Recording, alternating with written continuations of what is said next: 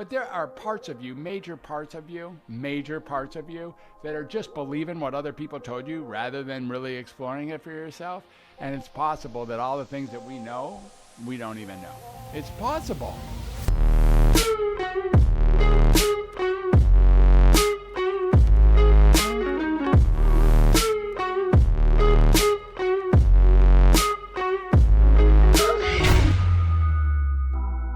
Okay, guys, welcome back. So today's guest is a super interesting one. He's a psychiatrist who's actually seen over 40,000 patients.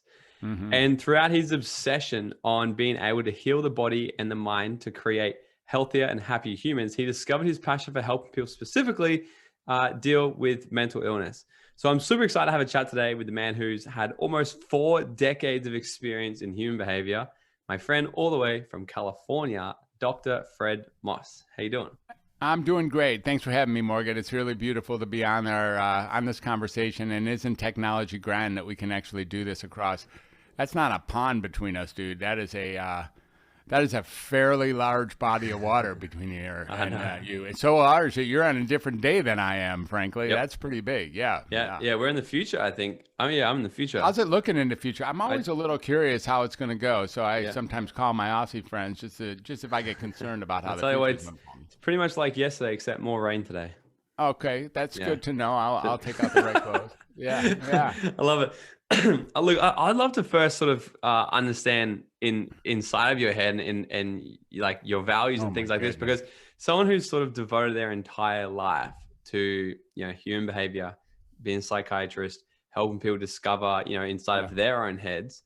How did you it's safe to say this is something you're probably put here to do? How did you discover that this is what you're here for? Yeah, that's a great question. So as we were just talking, I think I really came on the planet. I've looked at this question a few times. A number of people have asked me, and I go back to when did I decide? And I eventually got that I decided in the first second that I arrived here on Earth, because my family was in chaos and was in disarray, and they were really, I can almost imagine them like waiting around my mom, like, okay, we need a savior. We need someone who's going to bring a respect for connection and communication and creativity, conversation.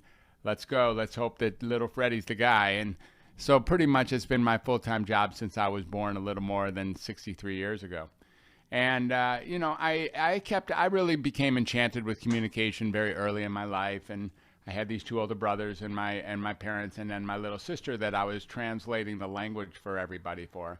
And I remember just watching and being so entertained with communication. So I wanted to learn how to be a communicator. I loved the Beatles. The Beatles were back in that time, and I loved all the idea that the song of our voices could actually alter each other. So over the next several, decades, really, I kept on thinking that when I get to the next level, I would eventually learn how to be a great communicator. It surely wasn't going to happen in elementary school because these were just little kids. So I thought, okay, junior high. And then when I got to junior high, I was like, oh, it's not here either. These are just little kids in a big kid suit. It must be going on in high school. And then I went to high school. It wasn't there either. Then I went to college, and then it wasn't there either. And so I left college. I was like, I'm not doing college. And I just left. I can't. And I'm going to quit. I dropped out, and I'm like, Mom, I'm not going to college. I traveled around the country a little bit looking for stuff to do. And it wasn't that great going around the country either. So I went back to college. And then I left again. It was shit. Wasn't working at all. I was just like, man, I am so done with this. So my mom's like, okay, Fred, that's cool. My mom, she loved me to death. And she's like, okay, Fred, that's cool, but you got to get a job. So I it's like, okay. Moms will be like that. I just don't want to go to school and don't want to work. And she's telling me I got to work. So I got to do one, I'm like, all right. So she gives me a job at a state mental facility for young adult boys. And I was like, or young adult, like adolescent, and what I thought I was only going to stay there for 3 weeks, Morgan. I thought I would stay there long enough to get my orientation checks, grab enough money, buy a car, and hit the road again. Because that's what I really want to do, is hit the road and just go see what the hell's going on in the world. That's why I'm kind of stunned that I've never been to Australia, because it's really been, I've had so many Aussie friends. You can see with a free spirit like this, every time I meet a group of Aussies, if we just fall in together, we have a great time. And actually, my primary coach, Ari Gelper, is from Australia as well. anyways, getting back to what's up here, I was like, all right, well, I'll stay 3 weeks. So I stayed 3 weeks, and my friend convinced me to stay one more day. Come on, let's go to the floors. And I was like, all right, I could use another week's paycheck. Maybe I could like upgrade my car that I'm going to buy so I can start, you know. So I was okay, I'll stay another week. So, you know, frankly, Morgan, for the last 42 years, I'm waiting for those 3 weeks to come. You know, I'm like constantly waiting for those 3 weeks to come so that I can finally quit this flipping job, because I don't really like the job that much. I just had stuff to do. My mom made me get a job, and I was going to get enough money to get a car. And so far, you know, I'm getting on being about 64 years old, and I'm still waiting for those 3 weeks to happen. In the meantime, I've acquired a 42-year history of being a mental health worker, because what I learned on that job was that connecting with another person is healing. And it didn't matter that these kids were 15 and 16. And frankly, I was only 21, 22 at the time. What matters is if I could look somebody in the eye and actually treat them like they were just a normal human being going through their unique experience, just like I had learned when I was a kid, then I could actually heal them. But not only that, they could heal me. And it was really just really clear to me that connection and communication was so important in the world of just getting another person. I was like locked in, rock solid truth. The thing I didn't like is I didn't like the way psychiatry was treating these kids. So the staff would call psychiatrists, say, "Hey, Billy didn't go to bed on time," or "Jimmy got in a fight with Johnny." And it's like the psychiatrist would come, and then they'd jam him full of drugs. And I'd be like, "What? How is that okay? How is that okay that we got to hold these kids down while you put a needle in their butt, and then if they're quiet for the next 24 hours, we call that success? How is that okay? It's not okay. There's nothing okay about that." So it was so not okay with me that I bit my tongue one more time and went back to school in order to be a psychiatrist. And that's really the truth. So even though I had 11 or 13 more years left of school, it was in order to turn that shit around so that you didn't have to be a psychiatrist jamming kids full of drugs in their butt. Mm.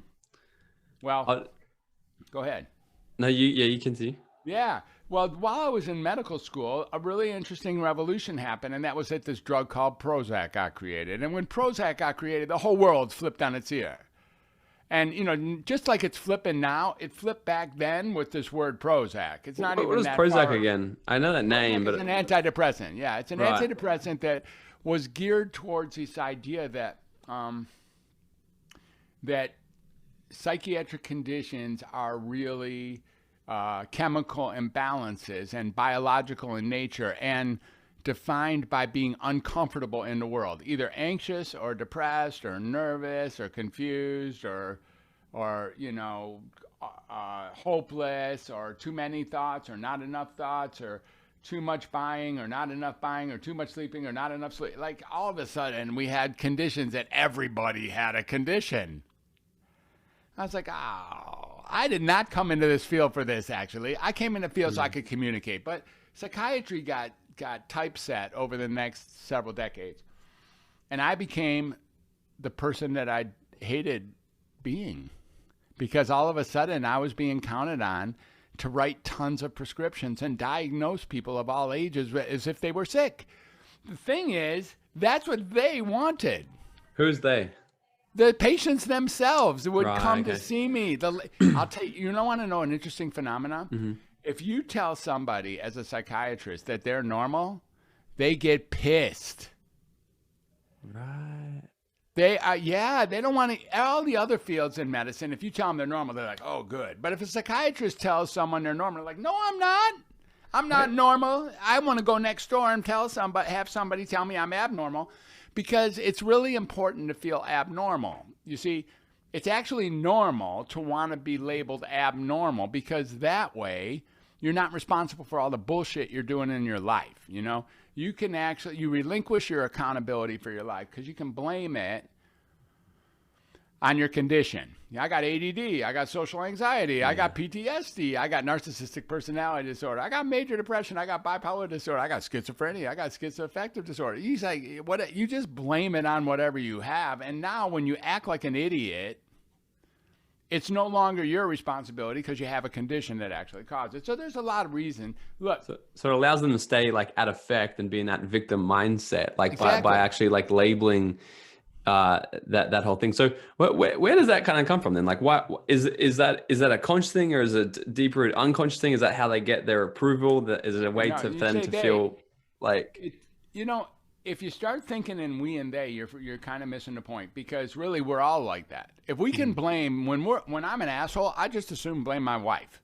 When I blame the neighborhood, blame the government, blame my best friend, blame my ex-girlfriend, whatever. We like to blame other people when we make mistakes because it's very hard to look directly at ourselves and take responsibility and accountability for our actions. Now, here's the other thing. The other thing that is really brilliant and kind of sad is that once you accept your diagnosis, you really are that. mm, Once you agree that you're deficient, then you just are. It's not like you're not, but you say you are. It's that you are. Everyone treats you like you are. You say you are. And so you walk around. It's like if I tell you you're an elephant and you believe me because I'm a doctor, because you walk around, you're like, I'm an elephant. It's just the way it is. My doctor told me. It's like, okay, well, what does that even mean? I don't know, but I'm an elephant. Well, all right. As soon as you know that, and then you get the treatments and the pills or the therapies that confirm that, right? They treat you like you have that. And then the medicine actually sometimes truly gives you the symptoms it's marketed to treat. Like sometimes it's like an antidepressant gives you depression. An anti-anxiety drug gives you anxiety. So it's like it both cures you for a short period of time and then makes the condition worse. I like to say it's like a razor blade embedded in a Band-Aid. Like if you put a Band-Aid on a cut, the cut will dry up for a moment until it seeps out the outside. And you're going to like say, that's my cut is bad. It's like, your cut is bad anymore. The treatment is actually causing the symptoms. And there's a perpetuation here. Now, why do I think that? Well, I could be wrong, right? Some people are like, no, it doesn't. I say, no, 40,000 patients later, I get to sort of act like I'm at least a marginal expert in this area. And what people really know is that these medicines don't cure anything.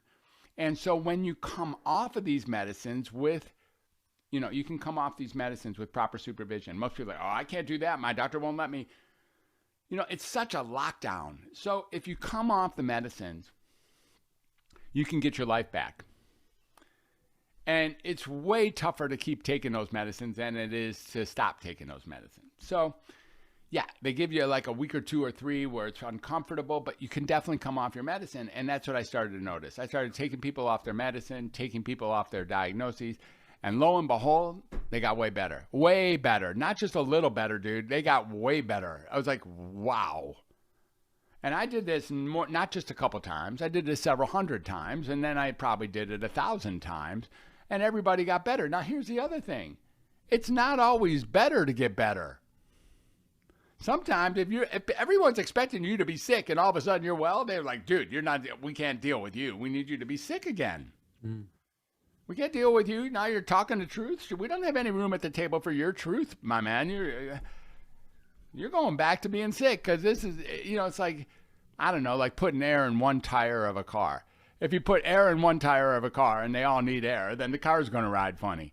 But so that's how it is. It's like a system like that. So now I've really found myself, I'm called the undoctor. Some people call me the undoctor. And I love that. It's just like I undiagnose, I unmedicate, and then I undoctrinate my patients.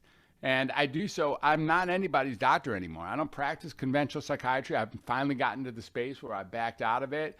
I don't have to diagnose anyone. If I had to diagnose you, you know what I'd give you? You know what your diagnosis is? I know your diagnosis. You know what it is? I know. I haven't even talked to you long, but I got a diagnosis for you. You ready? I'm ready. Your diagnosis is Morgan Nelson. That's your diagnosis, dude. That's it.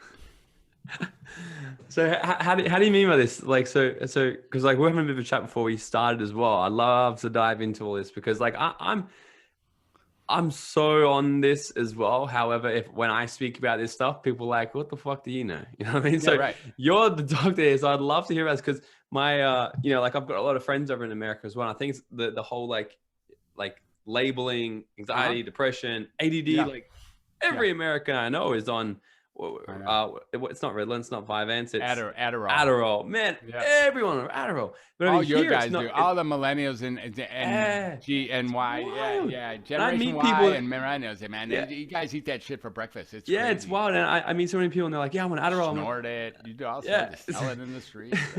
So, how is it a problem? And What's I the guess question? what's the alternative there? I see. So it's a problem. Here's the thing: these medicines, if they compound them properly, look, I wish I would have done what the medicine people did. I mean, if you could create a product that actually creates the symptoms it's marketed to treat, bank, dude. This is like straight bank, right? Like like there's no end to that, and that's why people like line up across the street to get their drugs every day. Now, it's not the drug's fault. And it's not the people's fault, and it's not the doctor's fault. It's not the insurance fault. It's not it's not even psychiatry's fault. It's not anyone's real fault. It's just a beautiful system that allows for us to call you. Like, another thing is psychiatrists. Here's the thing: when we're therapists or psychiatrists and we call somebody sick, that means we're well. See, we get to say, "Oh yeah, from here, I'm normal. You can count on that." And not only am I normal, you're abnormal. How do I know? Because I'm trained to discover what's abnormal. So every time I call somebody abnormal, all I'm doing is confirming that I'm actually probably normal.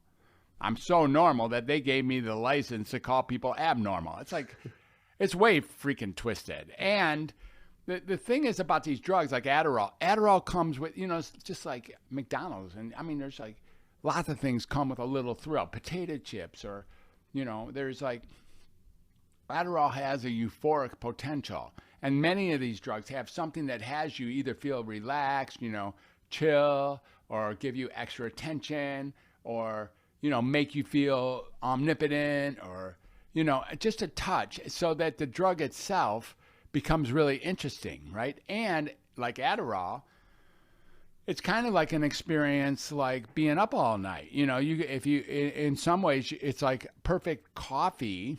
But what it does is it causes scatteredness.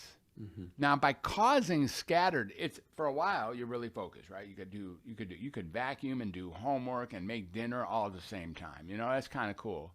But eventually, when the drug wears off, you actually get more scattered than you were before you were taking Adderall, which is great for the Adderall community, because the only thing that's going to cure that is more Adderall. And more Adderall. And that's, so all of a sudden you got that going on. And, every time I pause for any podcaster, when I just do that, like the only thing that's going to cure that, no one's ever guessed wrong. Everybody said, oh, yeah, more Adderall. Because we know. We know. If we would be honest with ourselves, every human knows that what I'm saying is flipping true. That's what's really interesting. Now, I can't prove it because the journals don't prove it. Oh, yeah, who writes those journal articles? Like, what's the incentive of writing an article that our drug doesn't work? Yeah. Or that our drug actually causes you to need our drug? I don't even blame them. You see what I'm saying? It's all kind of beautiful, really. In the end, it's diabolically freaking awesome. It is. What a cool system. It's such a cool system. And here's one last piece. It's like, a system like this, if I was right, then it would probably have profits that approach the largest margin in the history of planet Earth, right? You'd think that, because there's no end to the profit. Oh, guess what? It does. That's so interesting. It is. It's several $billion a day, dude. It is totally a profit-driven market. Yeah. For these little things that got some powder in it, we stand up. We will sell our children to get that stuff. Yeah.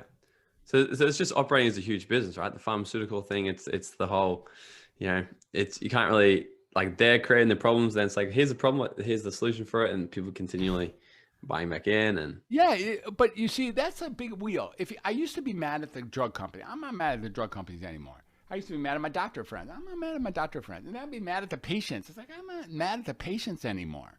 I'm not mad at anybody anymore. Now it's just like, oh, this is totally fascinating. This is totally what a cool system. Thanks for showing me how this shit works. It's so interesting. Here's the thing. The cool thing, and this is where I get to step in and actually make a difference for the first time in my life, become a healer for the first time since when I was born, which is there is access to getting off this wheel, and it's right there with the patient. You see, you don't have to take that pill every morning. You don't. There's no one there with a gun to your head saying you need to take the pill. Oh, but my doctor told me. Who gives a shit that your doctor told you to do it? When you do it, you're doing it because you're doing it. So theoretically, if you could get to the space that you knew there was nothing wrong with you ever, never was anything wrong with you, there still isn't anything wrong with you, there's nothing to treat, there's no mental condition here that actually needs an additional bump of some sort, either one direction or another, you just are living life the way life is meant to be lived, and that includes being very uncomfortable every so often, or maybe frequently. When you can get that, then you no longer are going to want to take pills, because why would you need pills if there's nothing wrong with you? And once you start getting that access, now you start coming off your diagnosis, you start coming off your pills, and guess what happens? You get a real life back in your hands. Mm.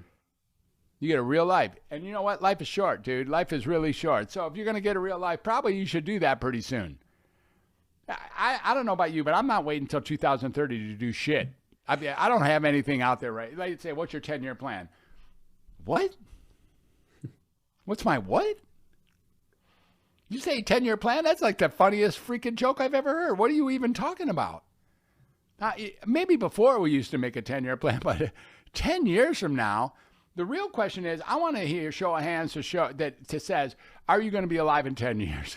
Because frankly, I think most people know they're probably not going to be alive in 10 years, or they really might not be alive in 10 years. This isn't a 10-year plan thing. I'll keep living like I do, and I'll get authentic when I get the time later. No, dude. Right now. That's the time to get authentic, Now, at least in my world. It's okay if you don't want to get authentic. You want to live the rest of your life, inauthentic. More power to you, man. Let me know how that works. It's fine. Yeah. It is fine. People are awesome. Whatever they do, they're cool. It's really, I'm serious, everybody. But I find that if you live an authentic life, I don't know, it's richer. It's better. It's not easier. It's richer. It's not easier. It's not easier. But it's not harder. But it's not easier. But definitely not harder.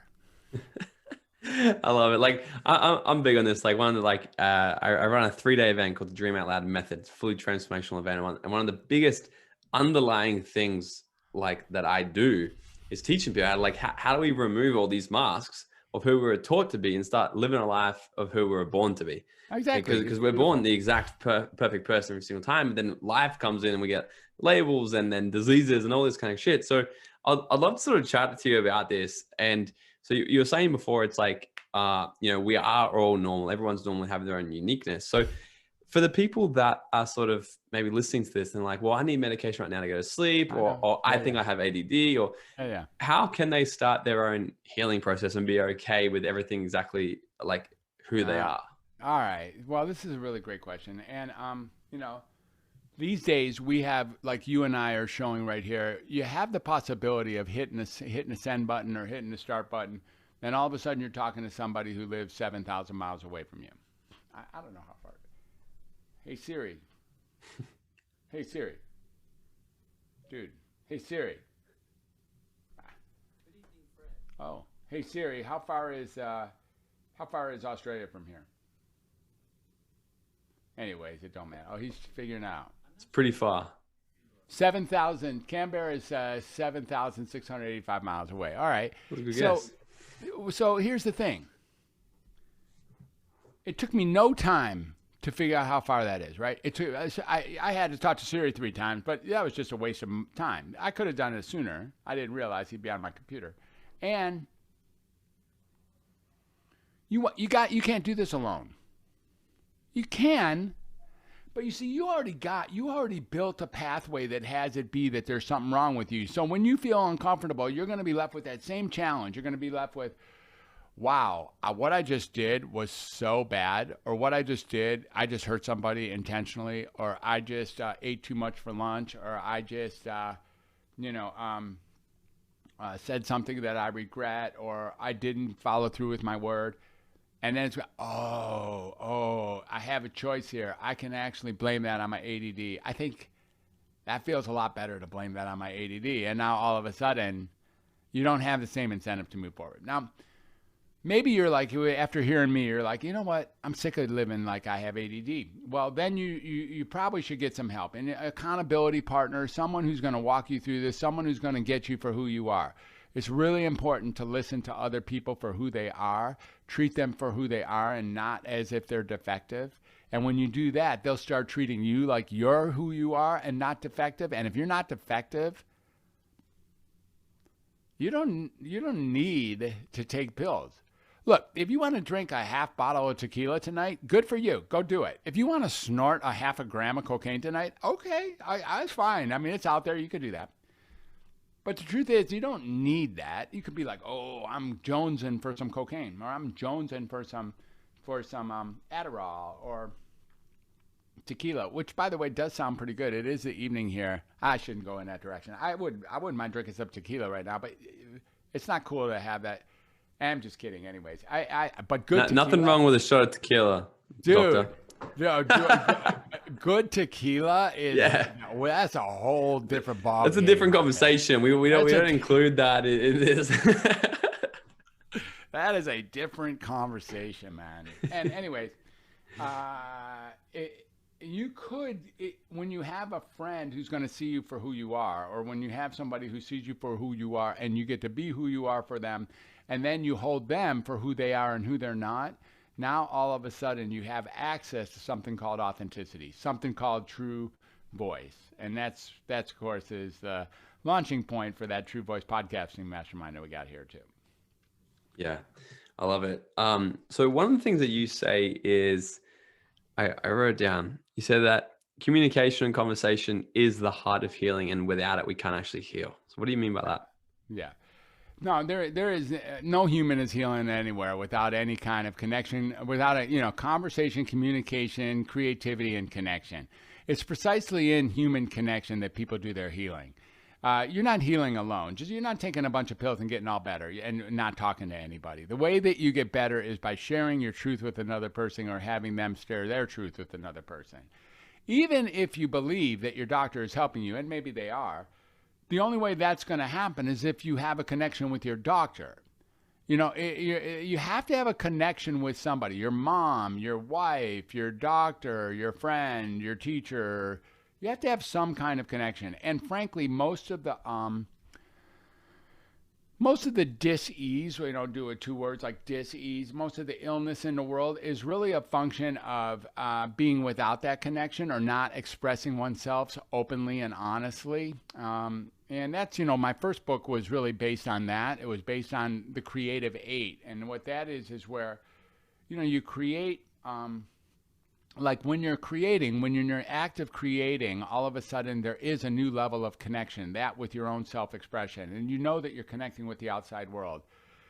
So art and music and dancing and singing and drama, cooking and writing and gardening and these creative actions really do create a relief of symptoms while you're doing them. But mostly what you really want to be doing is you want to be out there with other people, at least a person or two, and connecting. Why do you have a podcast? The reason you have a podcast is because you adore connecting with people. You already know that. You could stay at home and do whatever a dude like you does alone, which that's probably a conversation for another day too. But really, what's real important here is that human connection is what's driving the podcast industry. Totally, right? I mean, these people tune in for hours and hours and listen to fools like me and you utter stuff to each other, listen to each other, and then create new ideas. That's what humans do. I'd love to. I really want people to sort of understand. I might regret even opening this box, but you probably will. It's all right. It's okay. We'll see what happens. I'm a doctor, dude. I'll say if you regret shit, I'll just take care of you. It ain't a problem. So how about like when we're looking at the more natural side of healing the body, let's talk like plant medicines, things like this. No, you're not going to regret this. Okay, cool. I'd love to sort of open this box. I just want to frame them the right way because like a thing that like, especially this generation, they might hear the word ayahuasca or something and be like, No, oh you fuck see, I yeah, want to and know then something. This generation, are you going with Generation Y, which I just learned about this week? Are you going with millennial? Where are you on the fence of these two? mainly millennial. Yeah, I know Sometimes, these freaking millennials, man. I yeah, got two yeah, children that are millennials, so I know what you're talking yeah. about. But rock me. Go ahead. Go bring it. But I'd love to sort of just open the discussion of this because there's just in the right sort of context, because there's people out there that I've seen go and do plant medicine trying to find themselves or whatever, or thinking they're getting a high, and then they just get destroyed by it, and they open up Pandora's box and all this stuff. So can we talk about this in a way of like how the possibilities and potential of this? Yeah, it's a great question. So especially in the plant medicine world, and it's more than plant medicine. There are other drugs, but I assume you're really talking mostly about ayahuasca and psilocybin primarily. Those are the two drugs that are on the front edge of the plant medicine world these days. There are certainly other medicines that are out there. There's combo and there's ape and there's a few others that, bring a new level of awareness to who we are. And there's lots of other plant medicines and herbs that alter our way of being, and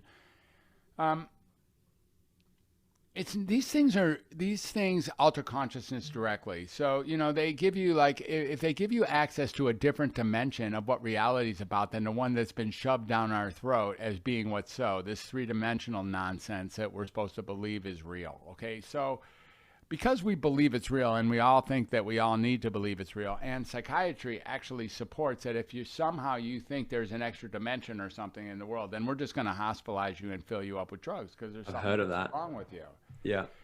So the whole conversation is bent to have us all be stuck into this notion that there's a three-dimensional world here and that it's our problem if we can't figure it out. What ayahuasca does and what the psychedelics do, what the mushrooms, and then even some of the laboratory medicines, whether you go with like MDMA or you go with LSD or you go with ketamine or all these other drugs, is it gives us access to some form of understanding eternity, maybe, or some form of understanding divinity, or some form of understanding infinity, or some form of understanding life at a different explanation than what we've been given up until now. Now, that's a pretty traumatic experience when you walk through it the first time. I mean, you're just chilling, thinking you got to get up at 8 and go to bed at 10 and make a few bucks and feed the kids and shit. And now all of a sudden, you got a whole new reality you're dealing with. Like, oh, you might be here forever. Like, death could be an illusion, or your body could be an illusion, or time or space could be an illusion. Like, all of a sudden, you're like, whoa, there's some foundational things that are being threatened.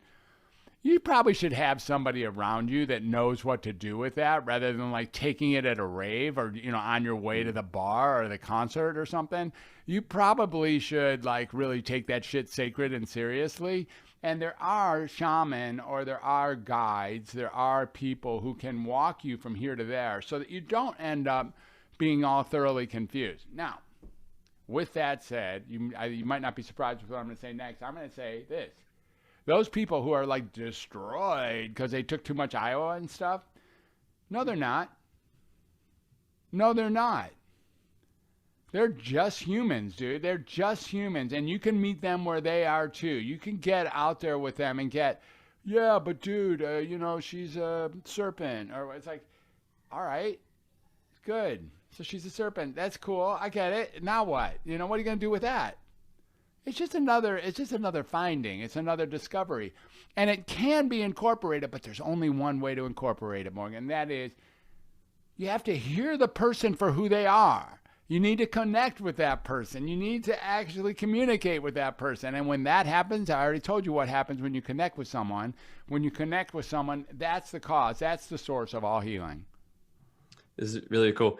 And one thing I love to open up here as well. So I think, because you talk a lot about, it's like seeing people for exactly who they are, because really what we see in other people is exactly what we see in ourselves, right? Yeah. So the things that we see good in other people and the things that we see bad in other people, what are some sort of steps you would recommend someone to sort of start dealing with, looking internally to be like, well, how is this me? Yeah. Well, my first step is, if you have to do anything, it would be to take a look at yourself. Take a look at the areas in life where you're not being honest about who you are. Take a look at, you think we walk around, we think we're so badass. So, these days we just dress good, or we, hang out with the right people, or we, We watch the right TV shows, or we, smoke the right drugs or the right cigarette or something. Like when you start really looking at the core of who you are and give yourself the grace to get that you're not who you've been pretending to be. It's okay. It's totally okay. It's fine. We all pretend to be something we're not. It's fine. You don't have to get all mad at yourself. You don't have to get all scared about it. You don't have to get all weird about it. You don't have to go drink a half bottle of tequila. You don't have to do that. You just be like, wow, I walk through life thinking that I'm someone I'm not. That's kind of interesting. It's kind of interesting. Here I am. I know that I'm not who I pretend to be, and I do it anyways. That's really interesting. So when you can give yourself that kind of grace, you open up the opportunity to give another person that kind of grace. And when you can see in that other person that as foolish as they're being is just as foolish as you are in their world, and it's all just so flippin' absurd and ludicrous. And when you get that it's absurd and ludicrous at its baseline, all of a sudden a new sense of wisdom can come in. You can get, this is some bullshit. We live in some bullshit. There's a lot of people lying and deceiving and saying things about themselves that isn't exactly true. Now, here's the thing. There's some of our listeners like, I don't like that, dude. I am who I am. Don't tell me I'm not myself. It's like, all right, you can be yourself. You can be all self-righteous about it if you want. That's fine. But there are parts of you, major parts of you, that are just believing what other people told you rather than really exploring it for yourself. And it's possible that all the things that we know, we don't even know. It's possible. And when you start, the closer you can get to zero, the closer you can get is that you don't even know what you know you know. You don't even know what you know. Even that stuff you're like, yeah, but I mean, I get it that I don't really know that. But there's some stuff I really do know that I know. No, you don't even know that stuff. When you can back off and give yourself some room to not even know that what you know that you know, I'm telling you, dude, there is some freedom there, and you still snap back. Like I pretend like I know what I know when I'm talking right now. I'm pretending like I got some shit going on. Like seriously, like I understand some shit. I don't understand anything, and I don't even understand that I don't understand anything. But there's some fun and ease and grace and entertainment and amusement that can come from life when you finally get to the fact that you don't know shit. That's really, it's like I've heard that saying a few times. Like the more you know, the more you realize that you don't know shit. Exactly. Yeah, and it's like ask Buddha. I had a conversation. As you can imagine, I'm surrounded with some super powerful, very fun people, my friends and my colleagues. I had this great conversation with one of my best friends the other day. We were talking about Buddha, and he's like, So Buddha sits under the tree, right? He just hangs out under the tree, and he finally gets done with it. Last several days, he's probably not learning anything new, just kind of hanging out. It's like, I think that's about it. Like a guy sitting on the can or something. He's like, he's just done. He's like, okay, I guess it's time to get up now. What else am I going to do? I haven't learned anything in about 8 days, 10 days. I think it's about time I just get up and go in the world and tell him what I know. So he gets up, brushes off himself, and they say, so Buddha, what'd you learn? He says, I don't know shit. And then we worship him for another 2,700 years. It's like, oh, we see Buddha doesn't know shit. And then we all wish we were a Buddha. Why do we wish we were a Buddha? Because Buddha knows that he doesn't know shit. That's all he knows. And you know what he does know? He knows that suffering is part of the world. He knows that. Mm. He knows that. That's one of the things he couldn't shake. He couldn't shake that tightly. But he could also get that's where suffering comes from. And suffering comes from the mismatch of how we think the world should be versus how the world is. That's all. That's the suffering, man. So you're saying that we create our own suffering essentially because of the expectations that we put out onto the world and other people. Yeah, we're pretty hard. Again, you don't want to get hard on yourself about it. You don't. If you believe that death is the end of all things or something, or that death is bad or whatever, I get it, because that's what we all believe. That's what was wired into us. We're supposed to believe that. I'm picking on death. Some people are like, oh, you shouldn't be talking about death. Someone I knew just died last week. Look, I get it, man. And my heart goes out to people. There's a lot of people dying these days. Have you noticed? There's a lot of people dying. It's very unfortunate. It's deeply unfortunate. But we don't know what death is. That's also unfortunate. But it's also true. We don't know what death is. You ask people what happens after death. There's no one out there who's got a definitive answer for that. Except if you do ayahuasca, you start doing psychedelics and you start seeing what happens after death. You're like, oh, that's good to know. It's good to know that everything's going to be okay. It's good to know. It's good to know when you start doing psychedelics. It's like, oh yeah, all this bullshit that I thought was really serious, maybe not so serious. Is there a way to get to that sort of state without having to go down the psychedelic? That's such a good drug. Such a good question from a millennial. That's really, really a perfect question. I think there is, people go into the caves in Tibet, for like years to try to get to that state. Or people meditate for like 6, 8, 10 hours a day. Or, people run. They they run.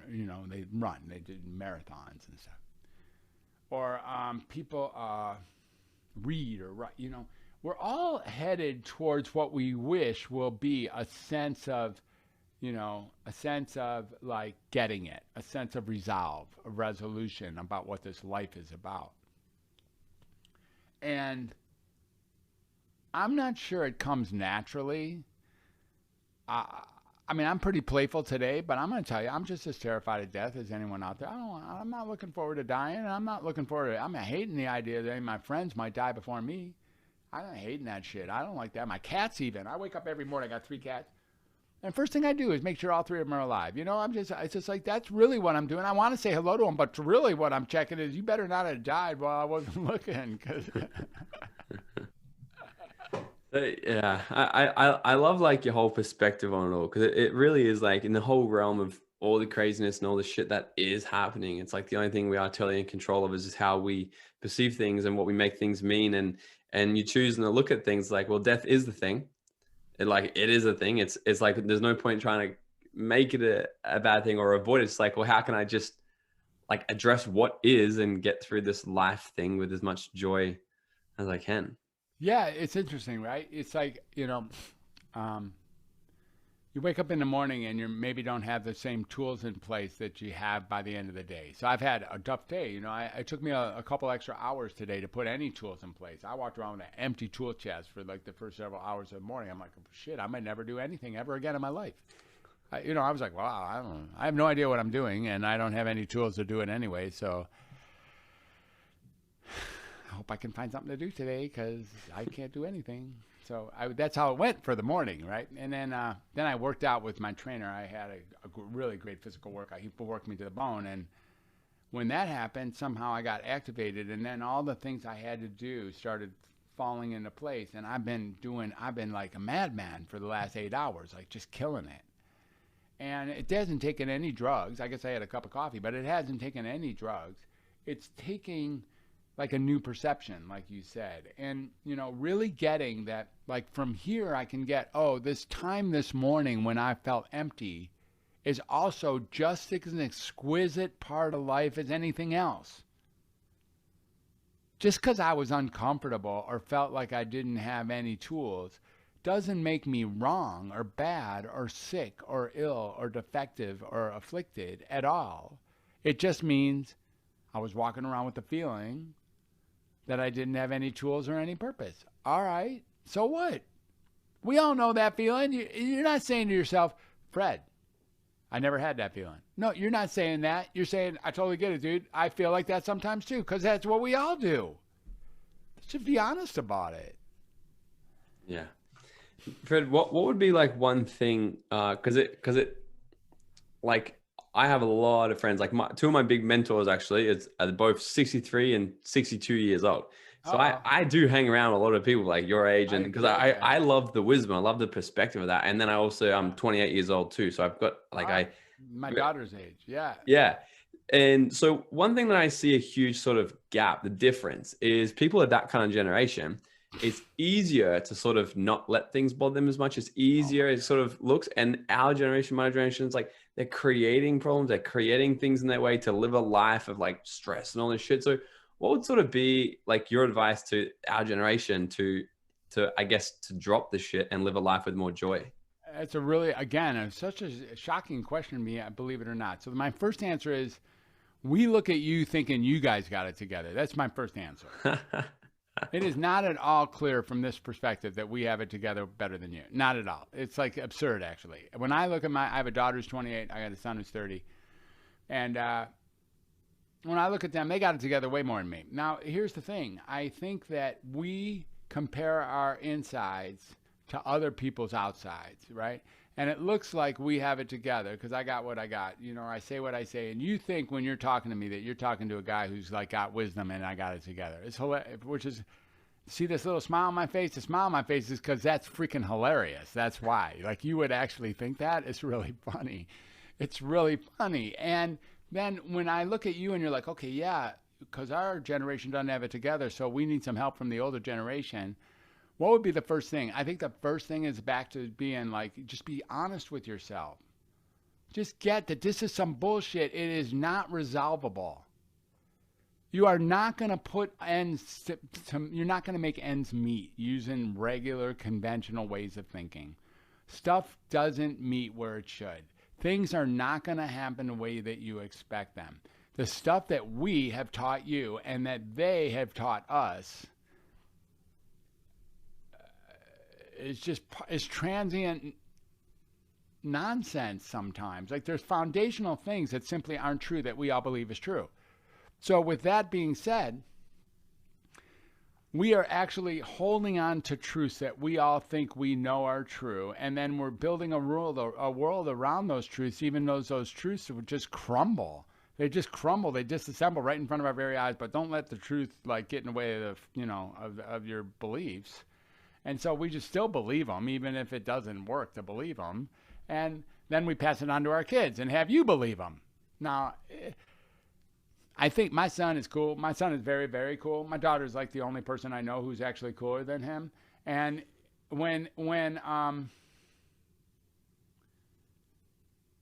part of what I think makes him so cool is that he actually has heard me speak like this for like 25 years. I mean, I'm not responsible for him being cool. That's for sure. Here's how I am responsible. He learned what shit not to do like me. That's how responsible I am. It's like, I did enough wrong shit right in front of him, and he just decided I'm never doing what Dad does, and he did that enough times that he's super cool. Yeah. I love it. Fred, this has been really fun, really interesting chat. I had no idea what to expect from this. I was like, this is the first like time of you. So usually we have like lots of coaches or people who build these businesses and stuff. I'm like, it's gonna be really interesting to get inside of, you know, your head with, you know, all this experience. So thanks so much for coming on. This has been fun here. Yeah. Where can everybody find you on social media and check out all your stuff? Well, the most recent thing that I really want people to come to is my upcoming summit. And that you can find, you know, I have a summit. I have this course I just taught a bunch of people at different ages. I gave them their true voice, you know, had them respond, had them refined and rediscover their true voice, and then gave them this exact media platform, the podcasting, to help them really get their voice out in the world. So we're celebrating their graduation. I have a couple keynote speakers that are coming.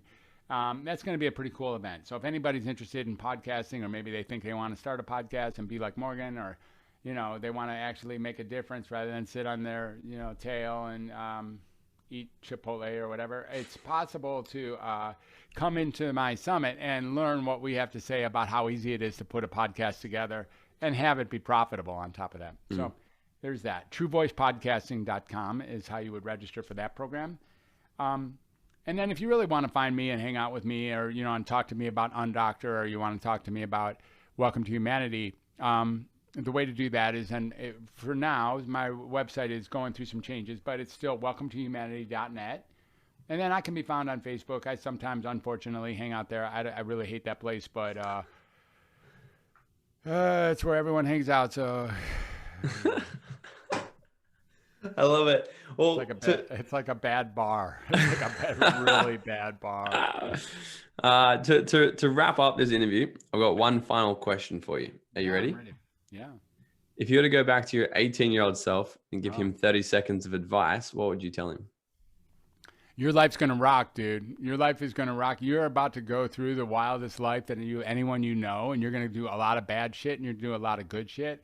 And when you make it to 63, your life is gonna rule. You will have lived a full life, and everything's gonna be okay. So you're on the right path. Everything's perfect, and you're about to do everything that you should do, even if you know that you're not.